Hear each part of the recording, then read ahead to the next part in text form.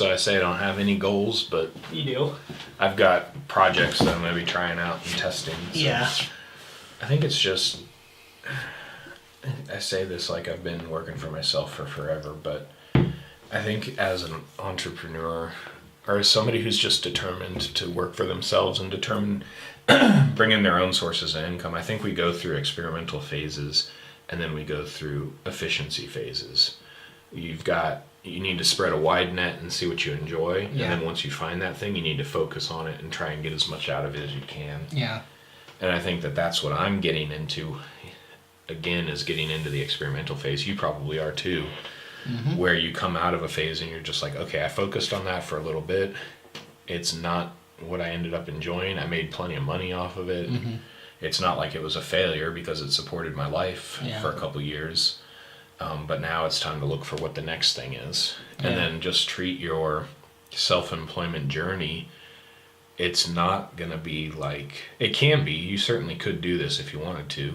Quit one job that you've worked at for 20 years and start another job that you work at for 20 years. Yeah.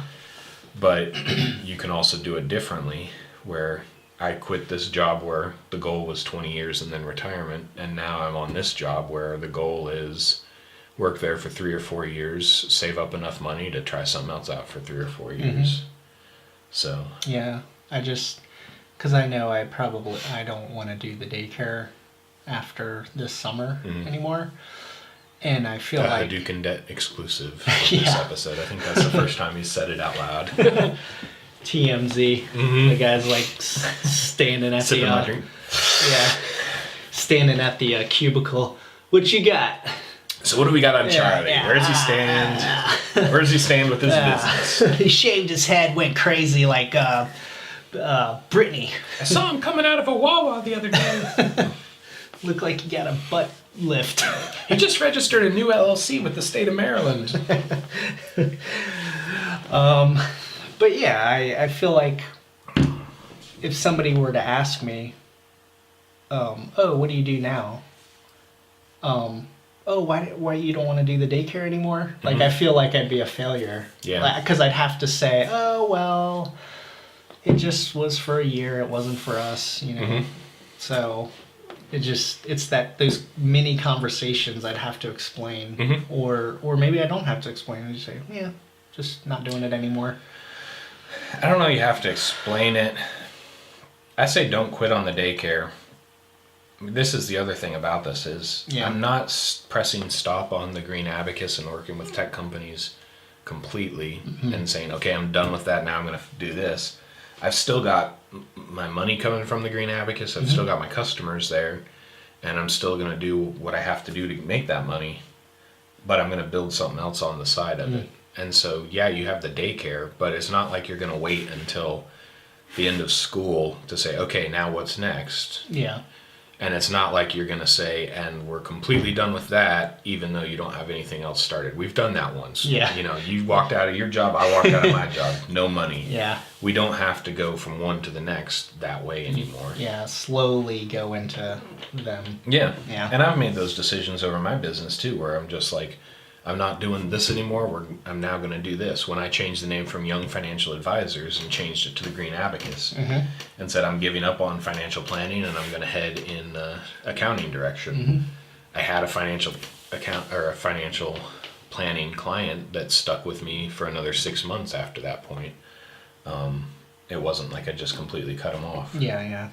So get used to having 2 or 3 potential income producing things going at the same time. Yeah.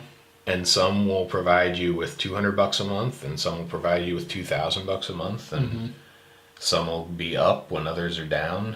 Yeah. And some will be, I was really interested in that for 5 months, or 5 months, maybe 5 months, but I was really interested in that for 5 years, and that provided for my family, and now I'm really interested in this for the next 5 or 2 or whatever. Yeah. So I think that's what and this is why it hurts and why it's painful, is because you haven't been training yourself in this yet, is that flexibility and ability to adapt to circumstances. Yeah. So I mean, and it's just it's a pride thing. If I quit something, sure, you know, it's well, I couldn't. I'm not as good as. I couldn't make it work. Yeah. Like a kinder care can Yeah, make it work yeah. kind of thing. Sure. But, and I get that because I'm now telling you stuff that I have to tell myself. all the time. You're not, nobody died. Nope. So you didn't crash a plane. You didn't lose somebody under the operating knife. So it's not a failure. Mm-hmm. We are now constantly in experimentation mode. Yeah. And when you experiment with something, you're going to fail at it. And you want to fail at it because that gives you feedback. Yeah.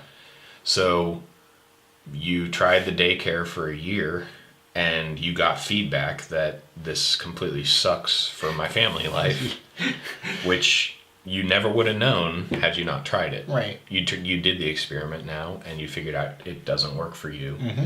And now it's time to try something else. The bad part would be never trying something because you might fail at it. Yeah. You'll never get that feedback that says, Right. no, I am actually really good with this. Yeah. It works perfectly in my family for me to be running a daycare, and this is what I want to do for the rest of my life, Mm-hmm. or for the next 5 years. Yeah.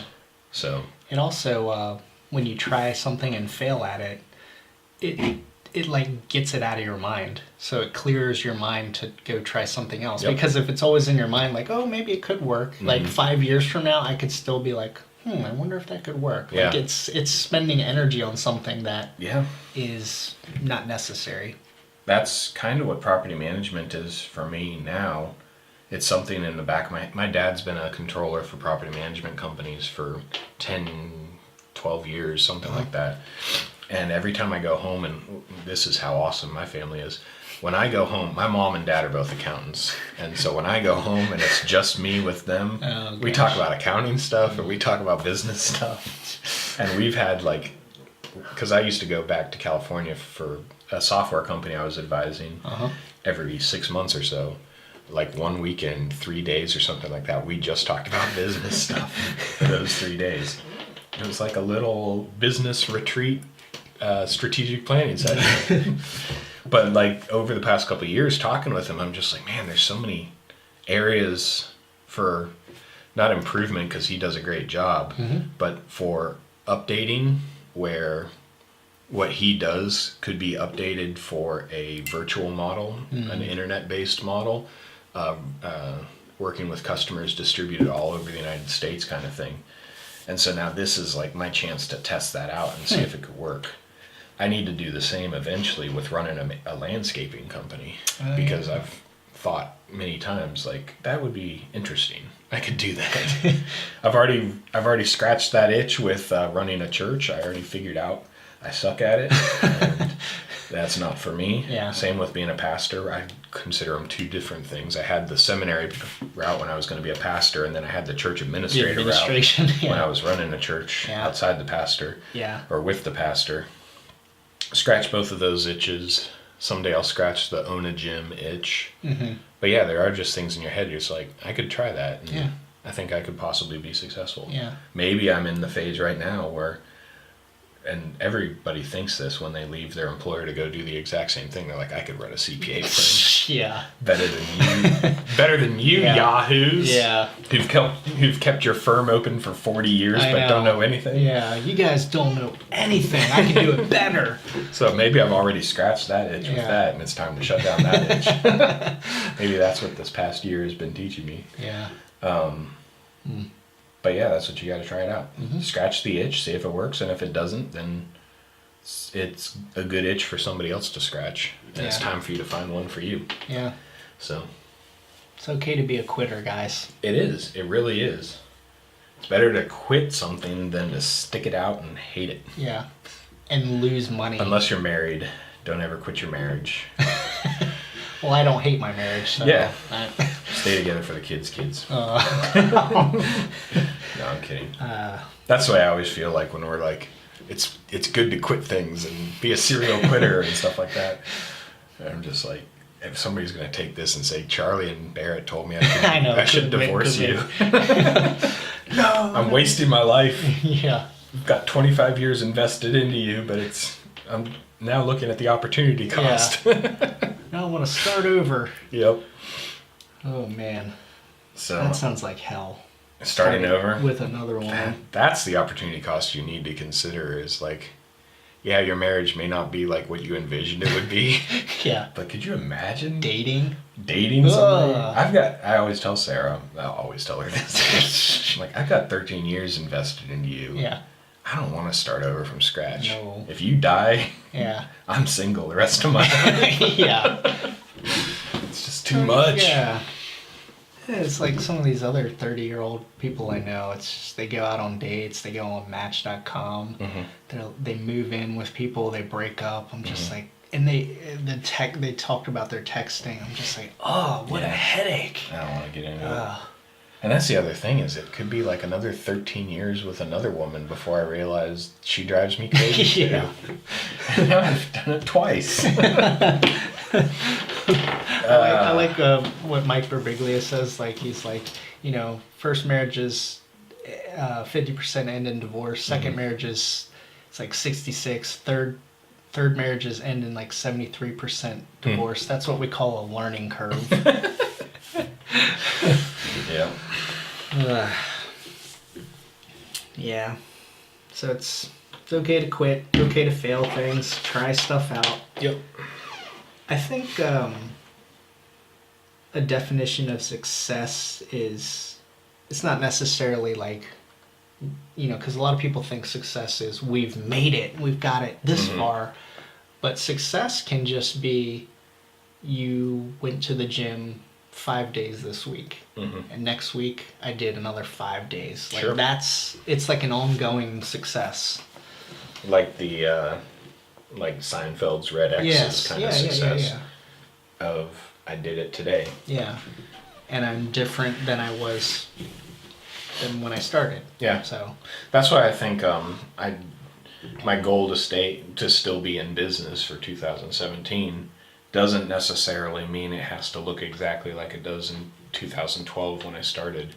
My goal to still be a parent for 2017 pretty much only means don't kill my kids this year. And if we can end the year with that, then I've succeeded. Yeah. But it doesn't mean that, it doesn't direct how I'm going to accomplish that, or staying married for another year. That's the goal, but it doesn't necessarily mean I have to do it the same way that we did it for the past 5 years. Yeah. Some things will need to change, and that's fine. The definition of something that's dead is that it doesn't change. Something that's growing changes. So, Nice. yeah, scientific term. I had when I was down at Deeper Weekend, we had a speaker talk to us about blogging, and they said running a blog is like going through puberty. Your voice will change over time. Yeah. But that's the way it is with everything. If we've talked about it before, I think there are aspects of being married for over 10 years that it's not going to look the same as it did your first 5 years. Yeah. And you'll never know how to deal with that stuff until you get there. I'll never know how to raise teenagers until I've raised kids. Yeah. And until we've survived that stage. Yeah. So I say it in terms of lifting. It's like until you get past that hurdle of what 300 pounds like, you'll never be able to comprehend what 400 pounds is going to feel like. Yeah. You're not at the level yet where you're ready to even start testing 400, because you still need to get past the 300 200. thing. Or the 200. Yeah, whatever it might be. So I've set a goal for by 40 to lift 1,800 pounds total in a powerlifting total. And I know it's going to take me time to get there, because I need to get to 1,300 first. I just now broke 12. So I've got ways to go. But if I only stay focused on the 1,800, I'm not going to be doing the steps necessary to get past 14 and 15 and 16. Yeah. If I'm only focused on, man, I hope to retire in 25 years with this company, it's like, well, what are you going to do until you get there? Yeah. How are you going to make yourself How are you going to survive? promotable? Yeah. How are you for going your to last? fifth year there to where they want to keep you around for that Yeah. long? You can't just say, I want to be here for forever. And I think we always used to joke this way in the Marines, and this was because we got out after 4 years. We always used to say all the bad Marines stay in. We could say that as guys who got out after 4, because that put us on the good side. Yeah. But if you're just going to stay in and do whatever you want or tell me what you want me to do, who's going to want to keep that around for 25 years? Yeah. You're not adding value to that employer. Yeah. You're not the best Marine that they want to promote. Yeah. You're going to end up getting kicked out if you're just like, I did everything they told me to. Yeah. So you need to approach it and say, what can I do? I've been here 6 years. What can I do in 2017 for them to enthusiastically say, yes, we want to keep you on for 2018? And I think that's what we get to test out every single day as a business owner. Yeah. Well, just because I've had a customer for 4 years doesn't mean they want to keep me around for their 5th. Yeah. So. And the bar is very low at big corporations because all you need to do is show up with like a good attitude and you're pretty much farther along than most of the people there. But they'll still promote other people ahead of you. Right. So you'll be the last one to be fired, but eventually you'll end up in that bottom 10%. Yeah. And they'll be like, man, showing up with a good attitude, it's been cutting it for 10 years, but we really wanted you to be supervising people at this point. Yeah. And you're not taking that initiative to go do that. Yeah. Yeah, and you know how people say, life's too short, well, if you're stuck at a job you hate, life is long. Yeah. Oh man. It definitely is. So cool. yes. Any I'm gonna push you on this one though, Okay. because you said you haven't been in the gym in 12 days. Or whatever. You've been once. I went on Wednesday. So okay. I've been two days and 2 weeks pretty much. Nice. Yeah. Well, can you set a goal in the gym that keeps you training towards something? That's a good. I wrote about this on my website this week. Okay. How competition for me focuses me on a training goal. It's not so much about I want to win a gold medal in a competition as it is I now know what the end goal is for the next 6 months. And instead of just showing up every single day and saying I did it, I actually have something that I'm like progressing towards. So is there like any goal that means something to you, and not just because I'm asking you this, but actually like I want to be able to do this by summer. I want to have rock hard abs so I can take my shirt off without guilt when I go to the beach. Yeah. I want to enter a bodybuilding competition with 22-inch guns. Bam. Probably just something as simple as like benching, like, I don't know, 250 or something like that. That sounds like a reasonable goal. Cool. For me. Yeah, I like the goals just because they focus you on your training. Like, you're not just going to wake up in 6 months and say, I can bench 250. Yeah. You have to like work backward from that and figure out, okay, I need to do bench twice a week to get there in 6 months. Yeah. But I think